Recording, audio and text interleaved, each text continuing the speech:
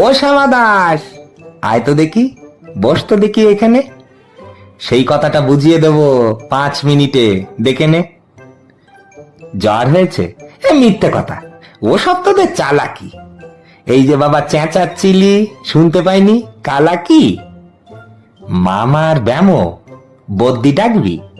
ডাকিস না হয় বিকেলে, না হয় আমি বাতলে দেব, বাজবে মামা কি খেলে। আজকে তোকে সেই কথাটা বোঝাবো, না বুঝবি তো মগজে তোর গজাল মেরে গোজাবো। কোন কথাটা তাও ভুলেছিস? ছেড়ে দিচ্ছিস হাওয়াতে? কি বলেছিলেন পরশু রাতে বিষ্টু বসের দাওয়াতে? বলিসনি তা বেশ করেছিস, আবার শুনলে খেতি কি? বড় যে তুই পালিয়ে বেড়াস, মারাস নে যে এদিকে। বলছি দাঁড়া, ব্যস্ত কেন? আচ্ছা বস তাহলে নিচুতেই। আজকালের এই ছোকরাগুলোর তর সয় না কিছুতেই। আবার দেখো, বসলি কেন বইগুলো আর নামিয়ে?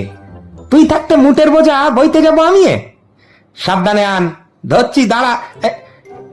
সেই আমাকেই ঘামালি, এই খেয়েছে। আরে কোন আক্কেলে শব্দ কষ্টা নামালি? ঢের হয়েছে, আয় দেখি তুই, বসতে দেখি এদিকে। ওরে গোপাল, গোটা কয়েক পান দিতে বল খেদিকে। বলছিলাম কি, বস্তুপিণ্ড সূক্ষ্ম হতে স্থূলেতে, অর্থাৎ কিনা লাগছে ঠেলা পঞ্চভূতের মূলেতে।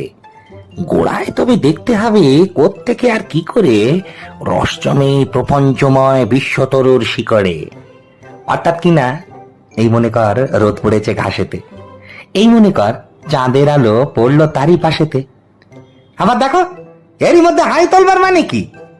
আকাশ পানে তাকাশ খালি, যাচ্ছে কথা কানে কি? কি বললি তুই? এসব শুধু আবল তাবল বকুনি। বুঝতে হলে মগজ লাগে, বলেছিলাম তখনই। মগজ ভরা গোবর তোদের হচ্ছে ঘুঁটে শুকিয়ে, যায় কি দেওয়া কোনো কথা তার ভিতরে ঢুকিয়ে। ও শ্যামাদা, তোর উঠলি কেন? কে বলতে চাস পালাতে? না শুনবি তো মিথ্যে সবাই আসিস কেন জ্বালাতে? তত্ত্ব কথা যায় না কানে, যতই মরি চেঁচিয়ে। ইচ্ছে করে এই ডান কিটেদের কান মলে দিই পেঁচিয়ে।